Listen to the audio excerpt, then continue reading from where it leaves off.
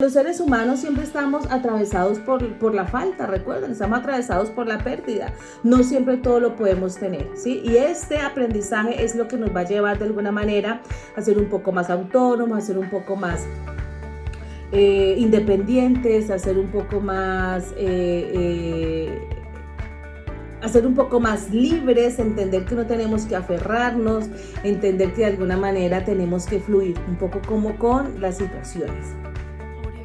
¿Cuáles son las tareas que tiene un proceso de duelo? ¿Sí? Un proceso de duelo, el que sea. Estoy hablando en este momento de un duelo general, un duelo por muerte, un duelo por separación, un duelo por pérdida de una relación social, un duelo por pérdida de algo que usted, de algo material que usted antes le pertenecía y ya no está. Sí, las tareas son 4 tareas que tiene este proceso de duelo. 1, es que tenemos que aceptar la condición de pérdida, definitivamente. O sea, y es el primer paso. Una primera tarea que tenemos nosotros en relación con el duelo es aceptar que eso perdido ya no está.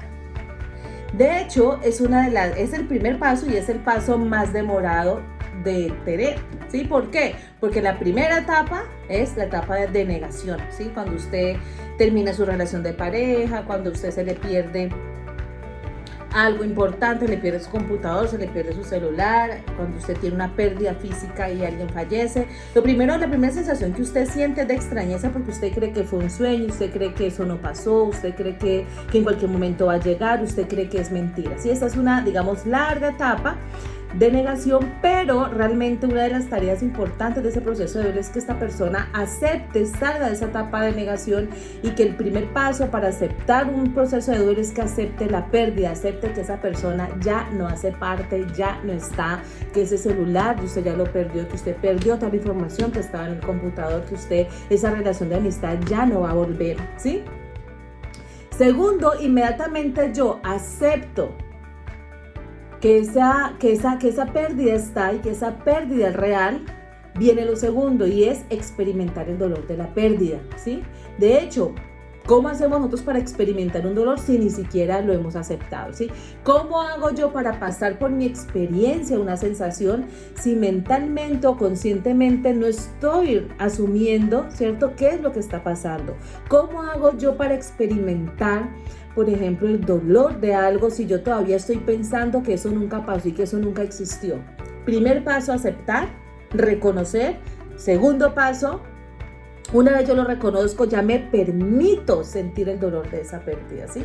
Por eso es bien importante. Y sentir el dolor de la pérdida realmente es permitirle a estas personas que expresen el dolor. Eso es una de las cosas que más en familia se sancionan, ¿cierto? Por ejemplo, ¿qué es lo que pasa normalmente cuando alguien está sintiendo un dolor muy fuerte? ¿Cuáles son los consejos de los amigos? ¿Cuáles son los consejos de los mismos familiares? ¿Qué le dicen a estas personas, chicos? ¿Qué es lo que ustedes escuchan? ¿Qué es lo que más aconsejan? Y ya no llore, que se tranquila, que todo va a pasar, que todo va a pasar por algo. Todo pasa por algo, no se preocupe, no llore. Muchas veces le dicen los contra de que porque es mejor separar. Ajá, tranquilo, no llore por eso, deje de ser flojo, deje de ser floja. Salga, rumbee, baile, ¿cierto? Relaciónese, consiga su otra pareja. Vean, va a venir algo mejor, ¿cierto? Bueno, esos son, digamos, consejos, son apreciaciones de las personas que rodean, que nos rodean, que lo hacen también desde una medida desesperada, intentando que usted salga, digamos, rápido de eso. Pero hay una de las cosas que tenemos que entender es que las personas no salen más rápido de un dolor o de un duelo porque a mí me digan eso. Antes todo lo contrario, si yo le hiciera caso a estas personas y yo no, entonces no vivo la pérdida, sino que me dedico entonces a pasear, me dedico entonces a rumbear, me dedico entonces a tomar, a beber, me dedico entonces a a distraer de lo que yo tendría que, digamos, atender, y es efectivamente ser más conscientes, aceptar esta situación, experimentar de alguna manera en un principio ese vacío. ¿Para qué? Para poder adaptarme a la persona que ya no está. Si yo no logro hacer eso, no logro hacer un adecuado duelo, ¿sí? ¿Por qué? Porque me puedo quedar en esas conductas evasivas, y uno logra ver muchas personas que tienen duelos, por ejemplo, de años sin resolver. Uno logra ver por lo menos personas que tienen duelos de 5, 6, 7, 8, 9, 10, 20 años sin resolver. ¿Por qué? Porque todo el tiempo lo que han intentado es evadir el dolor de la pérdida, ¿sí? Y en ese evadir el dolor de la pérdida es evadir aceptarlo, evadir sentirlo, ¿sí? Entonces se vuelve algo que podría ser un malestar, se vuelve un sufrimiento, ¿sí? Una condición de malestar que se vuelve sufrimiento. Son dos instancias, digamos, de incomodidad distinta. El malestar generalmente está situado, el malestar generalmente reconocemos que nos genera malestar.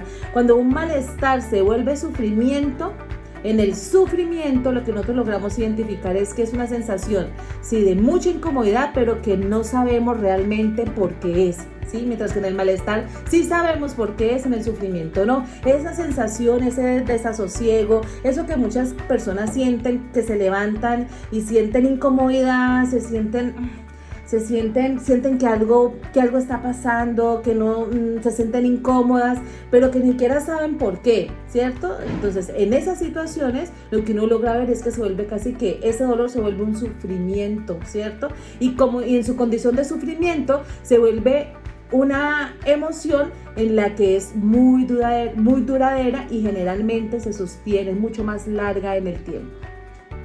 Entonces, primero, hago una pequeña síntesis. Aceptar que esa pérdida es real. 2, experimentar el dolor de la pérdida, y en ese sentido, si yo quiero llorar, déjenlo llorar.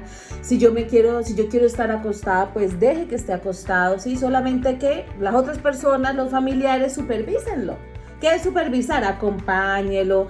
Miren, no hay mejor acompañamiento de una persona que esté en duelo, cualquier duelo que sea, que una persona que se le haga al lado, por ejemplo, y simplemente se permita acompañarlo. Ni siquiera hablar, acompañarlo.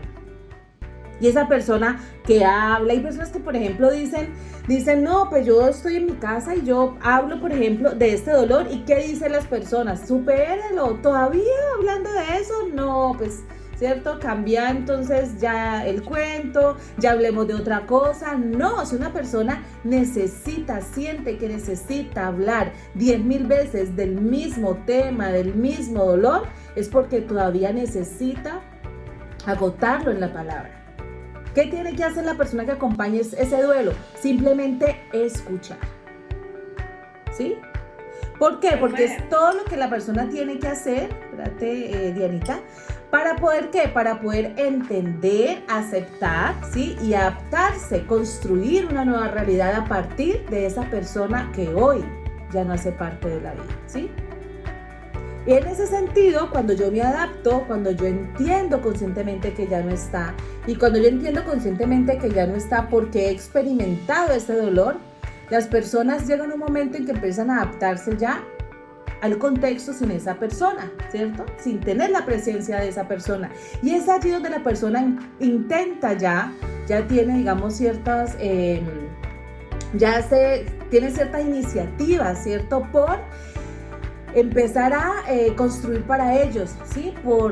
Retiran toda esa energía emocional que tenían puesta en esa persona que ya no está, o en ese objeto que ya no está, y la ponen realmente, la reinvierten en ellas mismas. Entonces empiezan ya a trabajar, empiezan a salir, empiezan a ir al gimnasio, empiezan a querer comer, empiezan a quererse ya cuidar, ¿no? Pero digamos como que son 4 tareas importantes y cada una va a llegar en su momento, pero todas estas 3 últimas van a depender de la primera, y es que primero tengamos aceptación de la situación que ya no está.